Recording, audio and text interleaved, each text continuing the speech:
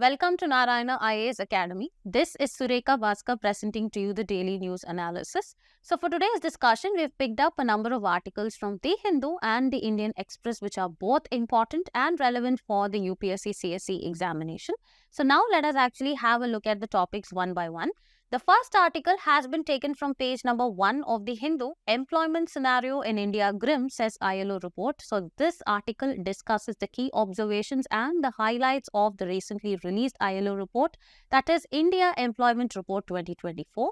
And moving forward, we'll be discussing a second article that has been taken from page number 8 of The Hindu as well, the need to curb black carbon emissions. So in this particular article, we'll be discussing about what is black carbon, the harmful impacts of this black carbon emissions on the atmosphere as well as the environment and the human health. What are the sectors that actually contribute to the black carbon emissions? And following by that, we'll actually look at the government initiatives in order to curb or to tackle the black carbon emissions into the atmosphere.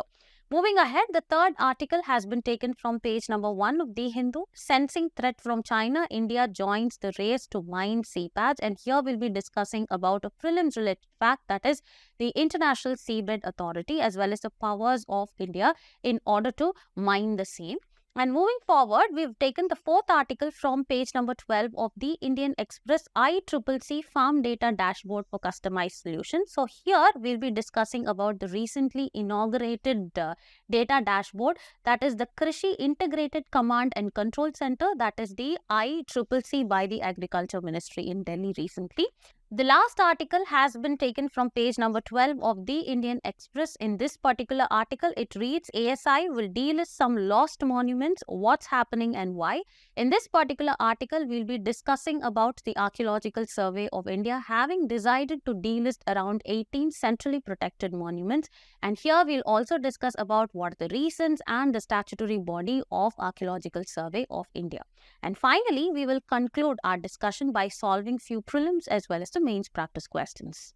Embark on your UPSC journey with Narayana IAS Academy. Our esteemed 5-year and 3-year integrated programs are now open for admissions in Hyderabad, Vijayawada and Nellore.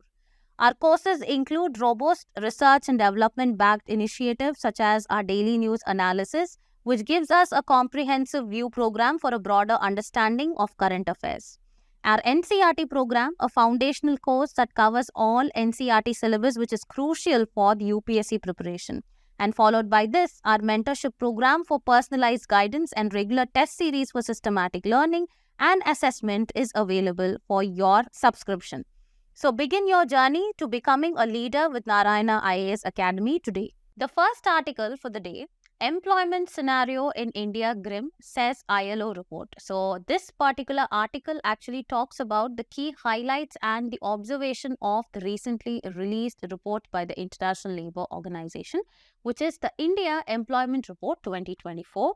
So as discussed here, we'll be discussing about the kind or the trends in the employment and unemployment scenario in India, and also about the International Labour Organization, which is an important topic, especially for the prelims examination. And this particular topic can be mapped to GS paper 3, economic growth, development and employment for the mains examination. So moving forward, let us actually have a look at the previous year question. There have been a number of questions, repeatedly in the year 2022. Previously, there was a question in 2015 regarding the jobless growth and the nature of employment and unemployment in India at this particular topic, as well as the key highlights, the trends, the demographic dividend, as well as the skilled and the unskilled labor, what are the gig economy, all this actually becomes important point of discussion for the examination. So moving forward, now let us actually understand what this article is talking about. So the International Labour Organization has recently published India Employment Report of 2024. So if you look at this particular image, you can actually see a glimpse of India's labour market, where the employment in India is predominantly self-employed or it is a casual employment. And if you see, there has been a transition to non-farm employment reverse due to the pandemic with the rise of the share of agricultural employment. Okay, so earlier, the employment was actually, they were transcending from the rural to the urban areas, leaving the agriculture to other sectors. But after or post-pandemic, it was actually the reverse. Then women largely accounted for increase in self-employment as well as unpaid family work. How sad it is. Following that, employment generation in India has become more and more capital intensive, with fewer workers who were employed between the year 2000 and 2019 when compared to the 1990s. And next, if you move on to the effect of digitalization as well as introduction of new technologies are there, these are actually changing the structure of industrial employment of late. So this is actually an overview or a glimpse of Indian labor market. So moving ahead, let us actually understand what are the major findings of the India Employment Report 2024. Let us actually have a quick look. First is regarding the growth and the employment. It actually notes that there has been a stagnant employment growth. That is, up to 2019, the employment within India actually remained stagnant with an annual growth rate of up to 1.6% between the year 2000 and 2012. And nearly it was actually negligible then on. That is from the period of 2012 to 2019. And despite this, the GDP, that is the gross value added, it actually grew much. Okay, that is, the GDP actually rose, and this indicated, that is, while the employment was actually steady or negligible, the GDP however shot up, and this indicated a disconnect between the economic growth as well as the employment creation. And post COVID-19, that is the COVID-19 pandemic impact was that it marked a turning point with a substantial increase in the employment, particularly in agriculture. That is what I told you. There was a reverse migration which saw employment growth outpacing the growth in agricultural GDP. So moving forward, there has been a shift in the employment sectors. That is, there has been a shift. It was from the low productivity agriculture to higher productivity non-agriculture in all the sectors until 2019. And this trend actually reversed from 2019 and 2022 with a significant growth in the employment in the agricultural sector due to the economic slowdown, the lockdown, the lack of opportunities outside the agriculture caused by the effect of pandemic. Moving forward, the role of the construction sector. The construction sector demonstrated a high employment elasticity that actually indicated that its capacity, that is, it actually grew much bigger. So its capacity to absorb the labor was actually high. And however, jobs in the sector are often characterized by low as well as very, very menial wages as well as informality. Moving on to the services sector as growth driver. Since 2000, the services sector had been a primary driver of India's growth, contributing to the creation of more productive as well a decent, as well as a decent level of employment. And if you see specifically, IT as well as related services have played a significant role in generating direct employment and stimulating the growth of job in other sectors as well. Moving ahead, if we actually see the employment trends and the growth scenario, here the nature of employment, if you see, post 2019, there was a significant increase in the unpaid kind of family work that, women or the adolescent girls actually preferred to do. The self-employment was actually predominant among women. And the share of regular work began declining after the period of 2018. So moving forward, if you look at the informal employment dominance, most of the employment in India is in the informal sector, which is actually around 82% of the workforce. Okay, so that is 82% of the workforce are engaged in the informal employment, a share that has actually increased considerably since 2019.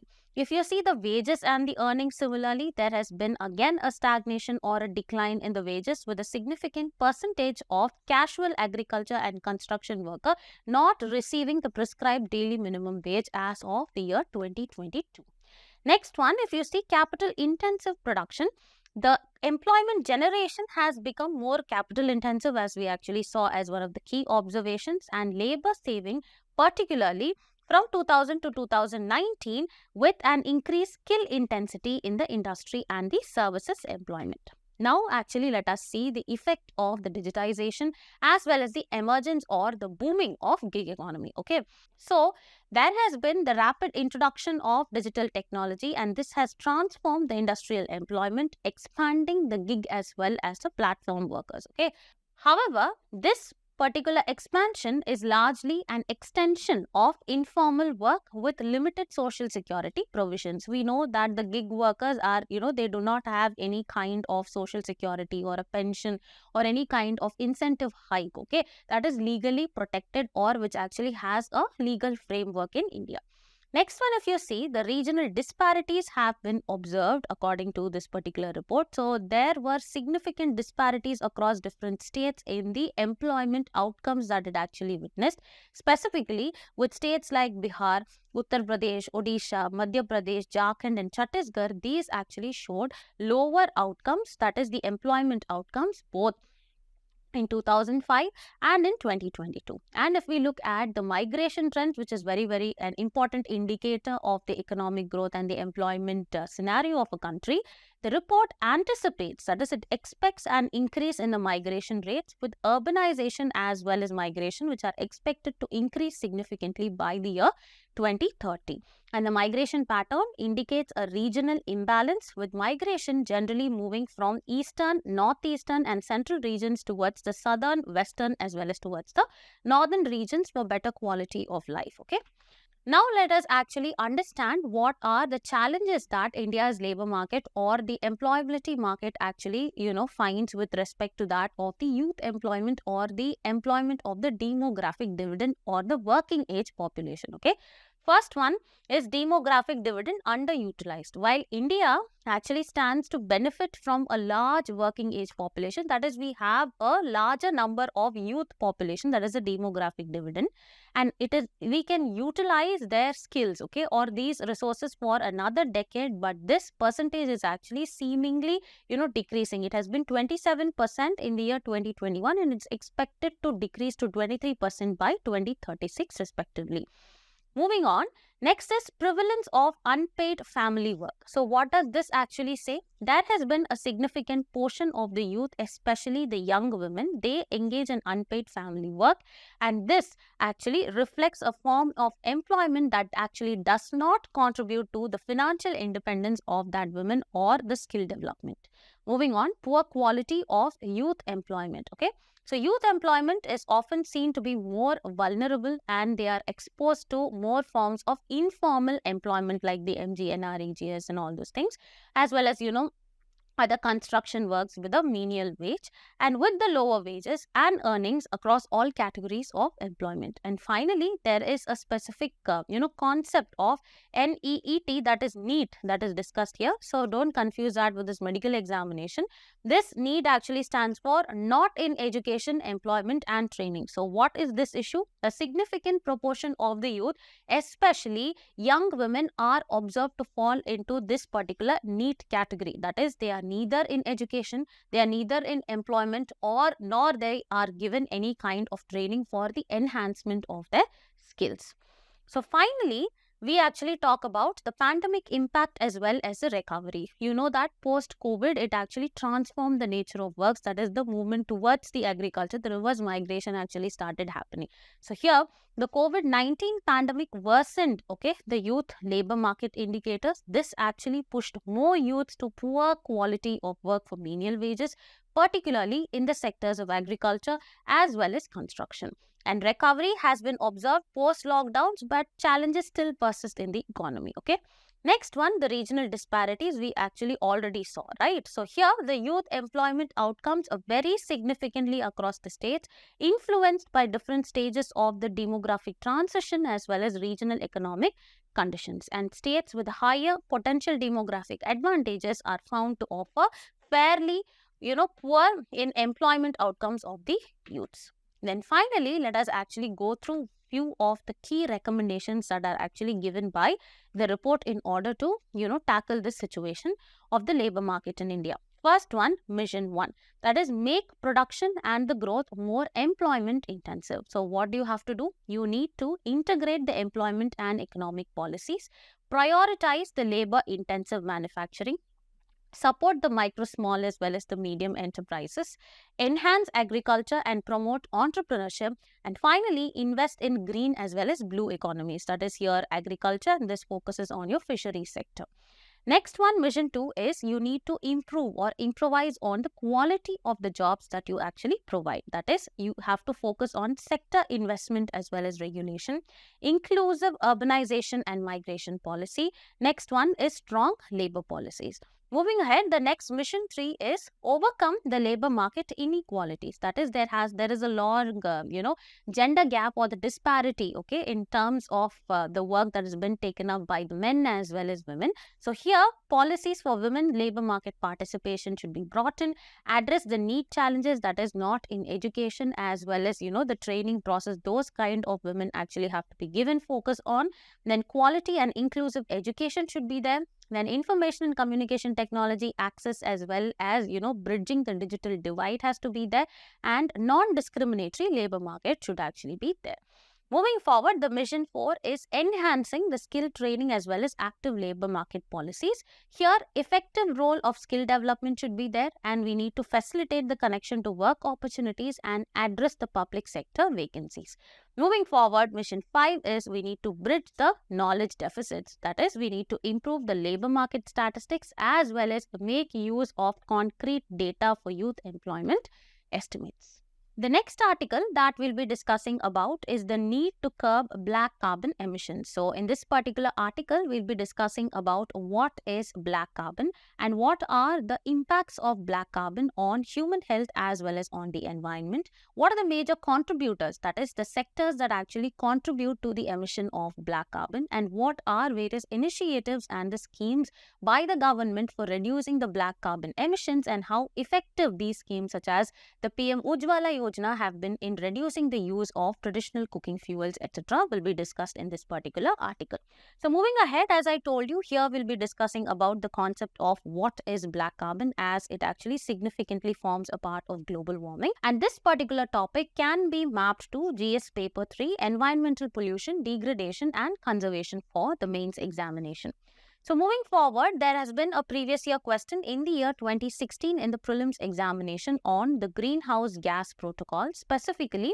So here you need to understand the topic of climate change, its related, agendas, the protocol, then the conference of parties, India's commitment as well as the outcomes are actually very, very important for both the prelims as well as the mains examination. So moving forward, let us now understand what this article is about, okay?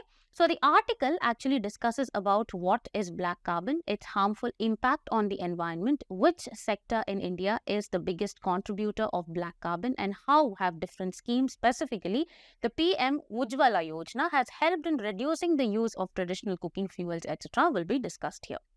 So moving forward, now let us actually understand what is black carbon and how it is actually emitted into the atmosphere. So black carbon is nothing but it is a dark sooty material that is usually emitted alongside the other pollutants when the biomass or the fossil fuels actually undergo incomplete combustion, okay? So it is a short-lived pollutant that is the second largest contributor to the warming of the planet behind carbon dioxide. So this essentially means that carbon dioxide is the single most major pollutant that results, or the GHG that actually results in the warming of the atmosphere or the global warming, followed by which it is actually the black carbon, okay? So, it has been observed by various studies that long-term exposure to black carbon actually poses a higher risk of heart disease, birth complications as well as premature death. Now, let us actually understand the status of the black carbon emissions in India. So, most black carbon emissions in India actually arise from the process of burning of biomass, okay, such as the cow dung or the straw in traditional cook stoves. And now, according to a study which took place in 2016, the residential sector actually accounts to about 47% of India's total black carbon emissions, okay. And followed by that, we have industries that actually contribute to a significant portion of 22%, diesel vehicles of 17%, as well as open burning for about 12%, and other sources that actually contribute to 2% of the black carbon emissions into the atmosphere. Followed by that, if we actually see the different kinds of decarbonization efforts that have actually taken place in order to curb the emissions or to handle the emissions effectively, we can actually find that decarbonization efforts were to an extent very successful in the industrial as well as transportation sector. However, curbing the same or preventing it in the residential sector have still remained a challenge. Now let us actually look at the causes of the black carbon emission. So here we have actually divided this into two, that is, one is the natural causes followed by the anthropogenic causes. So first one, actually discussing about the natural causes. The first cause is the wildfire. Okay, so wildfires actually significantly inject a significant or a larger proportion or portion of the black carbon into the atmosphere that actually reaches the lowermost stratosphere layer, thereby increasing the radiative forcing.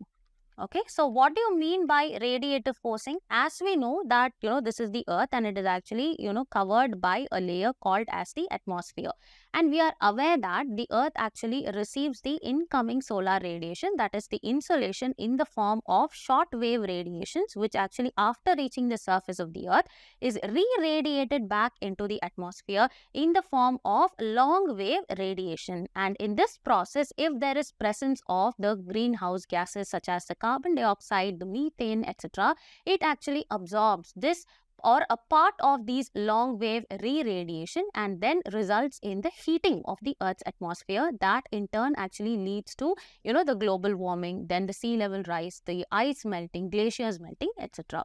So that is what is actually talking about the wildfires. Next one is the volcanic eruptions. That is, for example, an eruption that actually took place in 1980 in the United States, that is the Mount St. Helens eruption, actually resulted in the widespread dispersion of black carbon. Okay, and this was actually carried far away by the prevailing winds. And moving forward, one of the other causes, that is a natural causes, is the biomass burning. And then we also have instances like the fires that are actually ignited by the striking of the lightning. Example, you have the Amazon forest fires. The next one is the decay of the vegetation. Here, peatlands, especially if you actually see in Southeast Asia, that is specifically in Indonesia, these are the sources of black carbon due to the decay of vegetation. The next one is the dust storms. Okay, so there is a particular phenomenon that is actually called as the Asian dust phenomenon, which is nothing but, or it is also called as the yellow dust in East Asia. This demonstrates on how the dust particles can actually combine with the soot in order to form black carbon. So these are the natural causes of the black carbon emission into the atmosphere. Now moving on to the anthropogenic sources. First one is actually the fossil fuel combustion. Okay, so this actually forms a significant portion or a significant source with around 25% of US's emission. Next one, transportation is also a major factor, and this was actually depicted or observed by a study which was taking place in the Indian Institute of Technology, Delhi, 2016. Next was improper combustion or the waste incineration. So emissions from open dumps as well as incineration facilities are also the major reasons for the black carbon emission. Next one is use of energy in the residences. So residential energy use, where traditional cooking stoves are actually used in regions like Uttarakhand as well as the Himachal regions in India, and followed by that deforestation, which is an anthropogenic activity that leads to the deterioration of the environment and forest. They actually lead to significant emissions. For example, is the Amazon basin. So moving forward, let us actually understand what are the various impacts of the black carbon emission.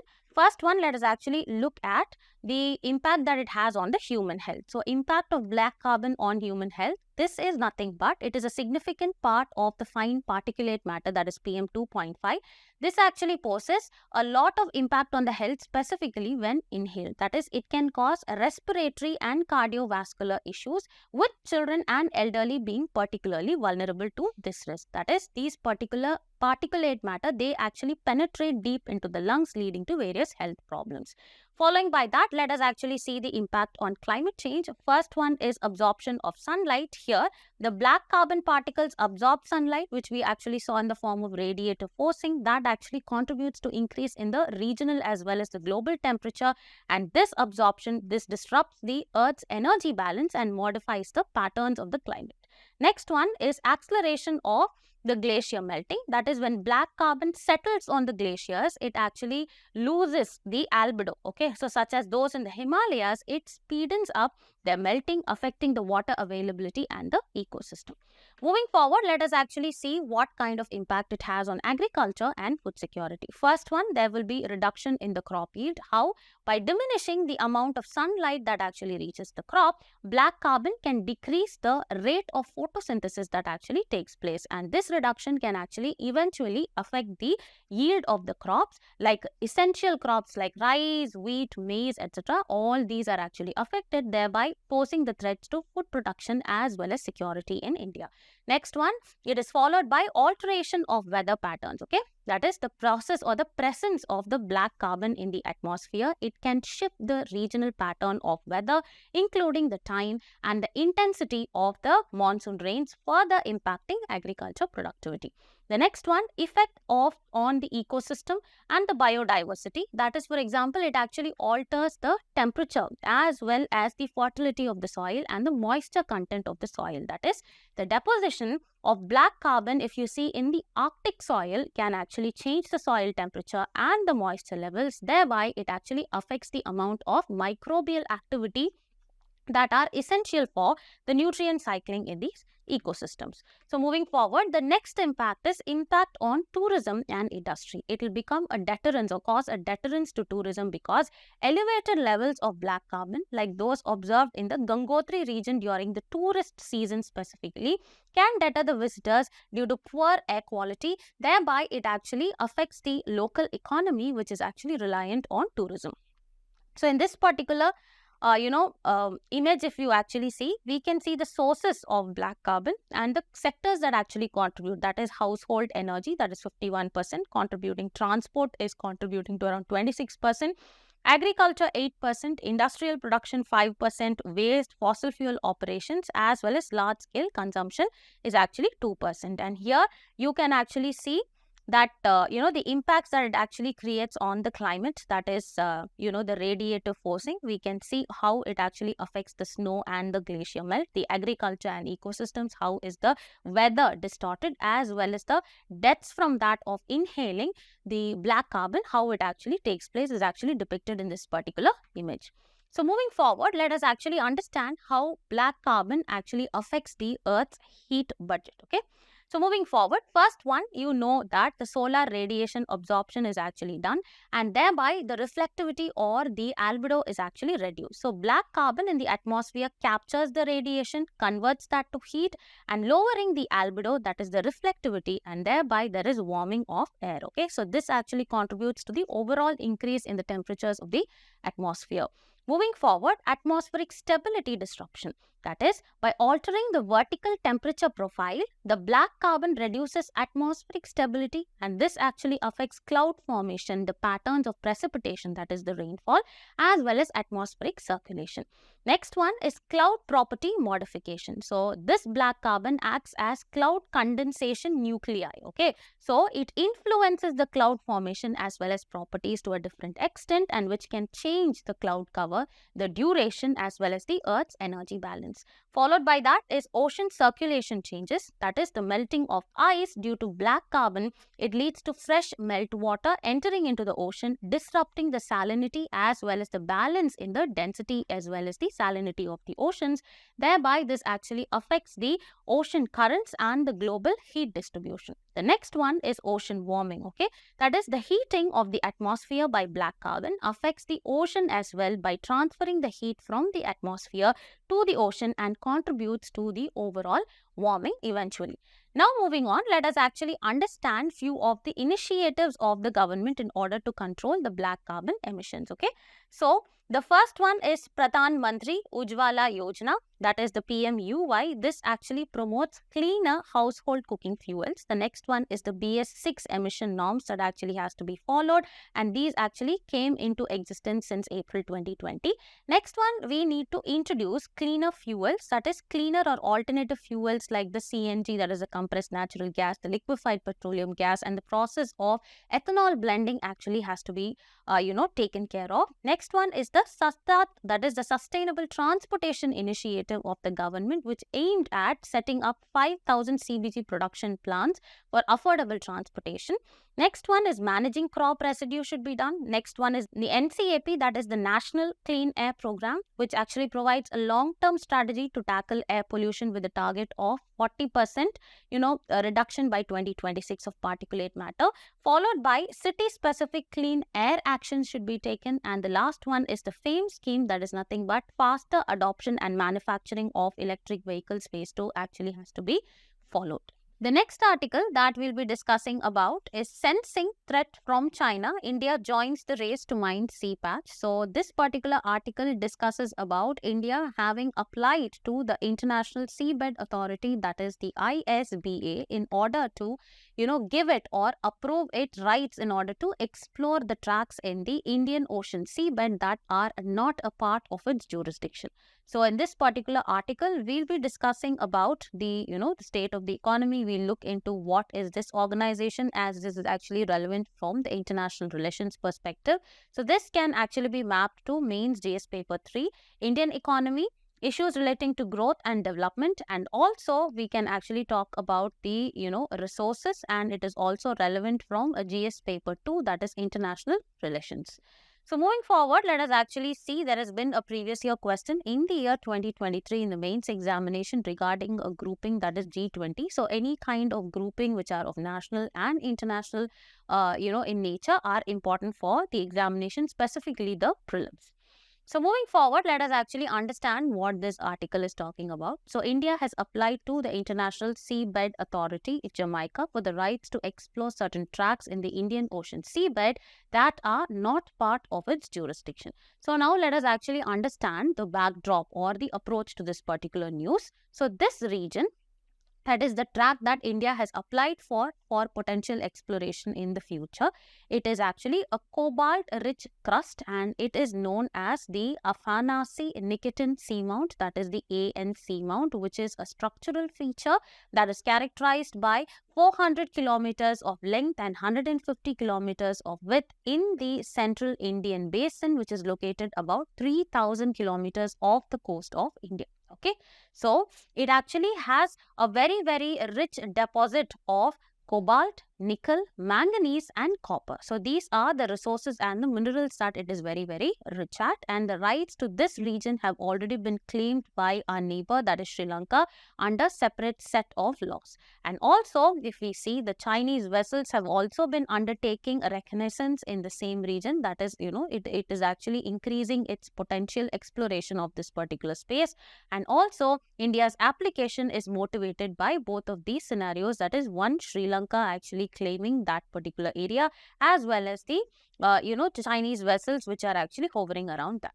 Now let us understand what are the rights of the countries over exploration. Okay, so countries actually have exclusive rights for their exploration of up to 200 nautical miles, which is essentially your exclusive economic zone, that is called as a EEZ. If you actually see here, this was your EEZ.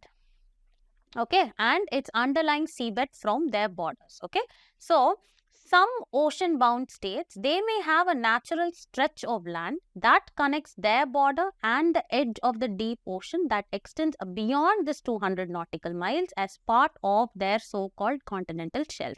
So some of the countries may actually have it, a natural collection or a natural connection from its border into the sea beyond 200 nautical miles. So in order to claim so, however, a country must actually show a detailed scientific rationale complete with the underwater maps and survey in order to show this unbroken connect of land to a scientific commission which has been appointed by the International Seabed Authority.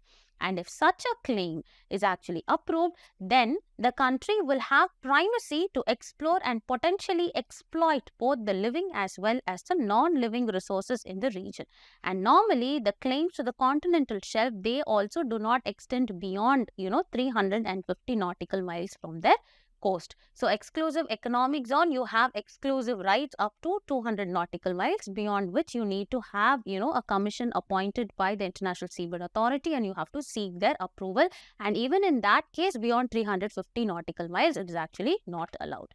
However, if you see, when a coastal state's continental shelf extends beyond 200 nautical miles, the state may establish the outer limits of its continental shelf by submitting the particulars of such limits commission on the limits of continental shelf, that is the CLCS, which is nothing but Commission on Limits of the Continental Shelf. And there are several conditions again which a coastal states need to meet in order to submit a claim of extended continental shelf beyond this exclusive economic zone of 200 nautical miles. And here you can actually see the diagrammatic representation. Okay, so this is the land, and here you have the territorial baseline, and then you have the slope, the continental rise, and maximum extendable continental shelf is only over here, which is 350 nautical miles, or which is 350 nautical miles, and beyond that we actually have the deep ocean flow. Moving ahead, now for the prelims fact, let us actually understand what is this International Seabed Authority, or the ISBA. It is an autonomous international organization established under the 1982 United Nations Convention on the Laws of Seas, that is the UNCLOS, and the 1994 agreement relating to the implementation of Part 11 of the United Nations Convention on Laws of Seas. And it is an organization through which the state parties to the UNCLOS organize and control all the marine resources related activities in the area for the benefit of humankind as a whole.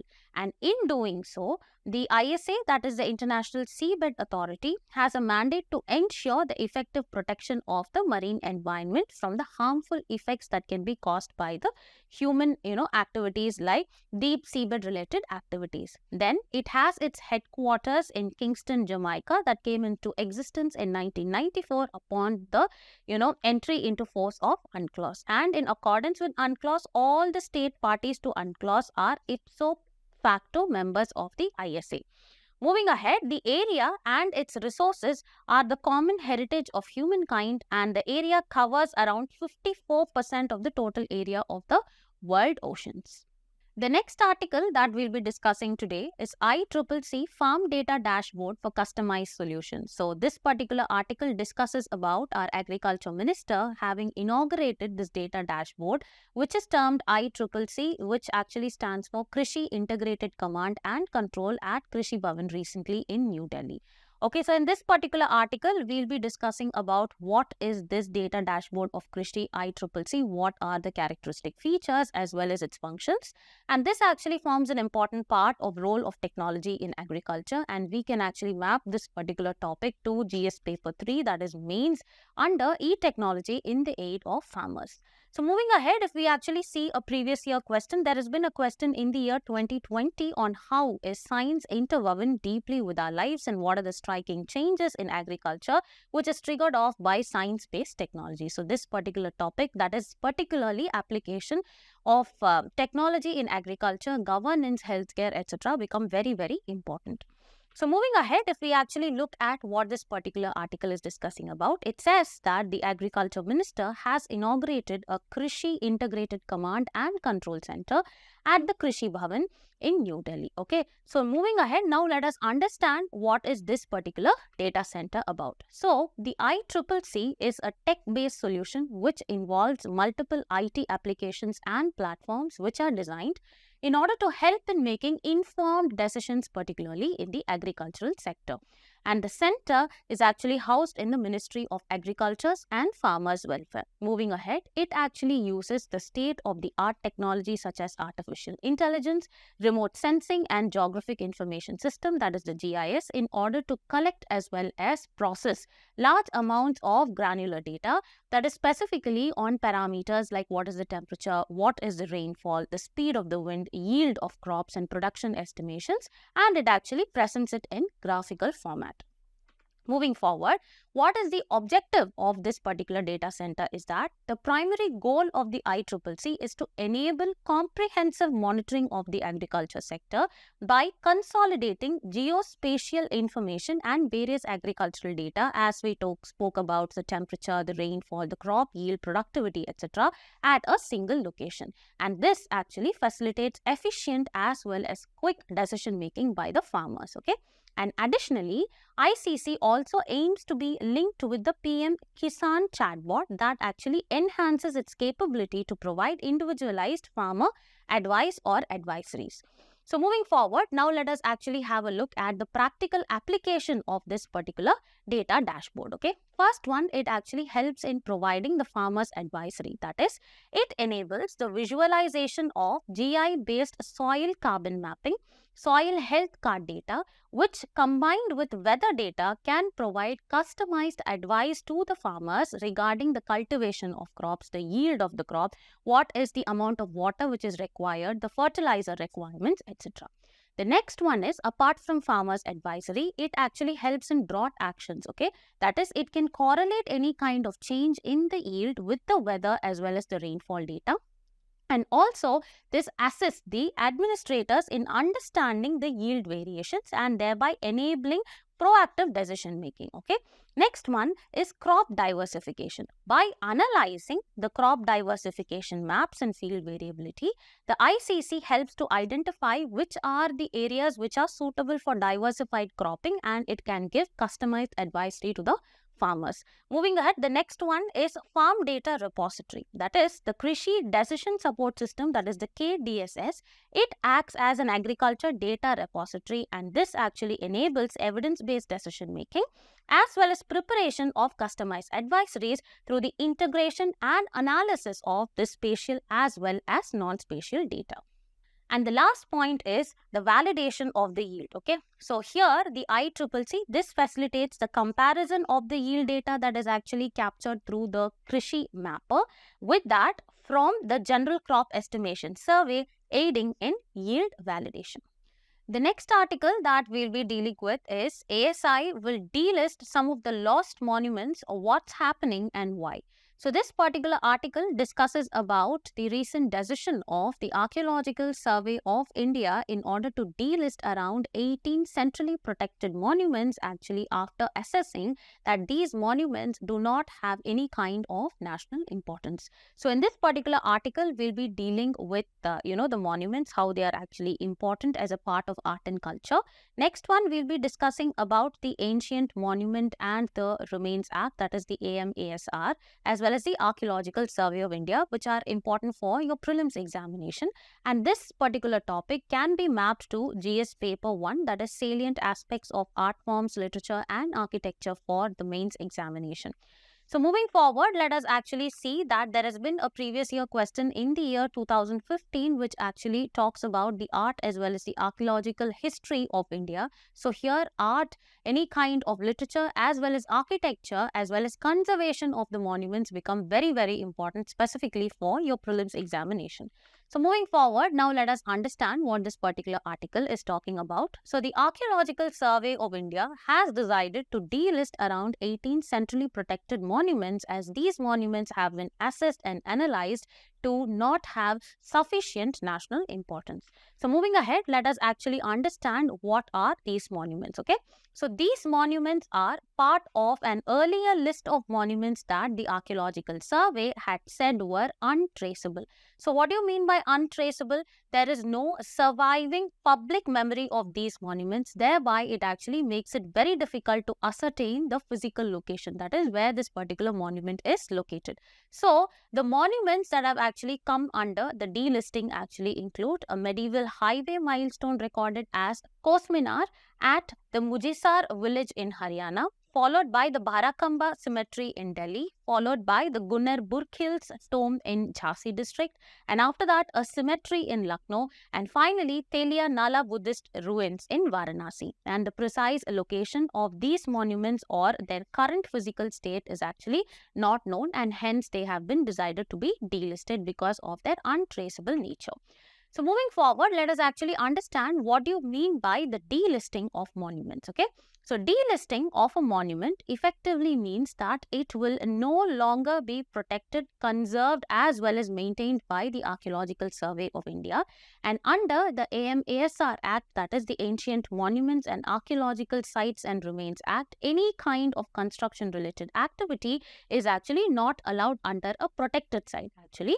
But now, once the monument is delisted, the activities that are actually related to construction and urbanization or any other kind of economic activity can be carried out in a regular manner, as it is no longer conserved or protected or maintained by the ASI.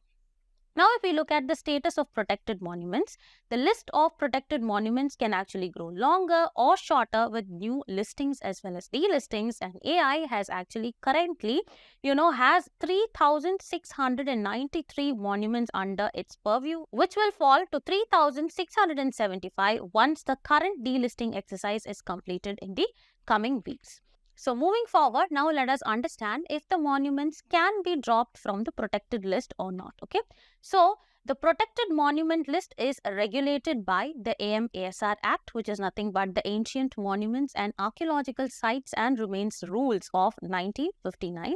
And this act actually protects the monuments and sites that are more than 100 years old, which actually includes a number of temples, cemeteries, inscriptions, tombs, forts, palaces, the step wells, the rock-cut cairns, and even objects like the cannons as well as the mile pillars that may be of historical significance. And also, the government is entitled to remove certain monuments from the protected list by issuing of a notification in the official gazette. Moving forward, now as a prelims fact, let us understand about what is this statutory body of the Archaeological Survey of India. So this particular body was established in the year 1861 by Alexander Cunningham, and after independence it was established as a statutory body by the statute, that is the AMASR Act of 1958. And the major objective or the functioning of this particular body is that it is responsible for the archaeological research as well as in the conservation and preservation of the cultural monuments across the country, and its activities also include carrying out the surveys of antiquarian remains, the exploration as well as kind of excavation activities of the archaeological sites, as well as conservation and maintenance of the protected monuments. Okay, so this actually functions under the aegis of the Ministry of Culture. Now let us solve few prelims as well as the mains practice questions.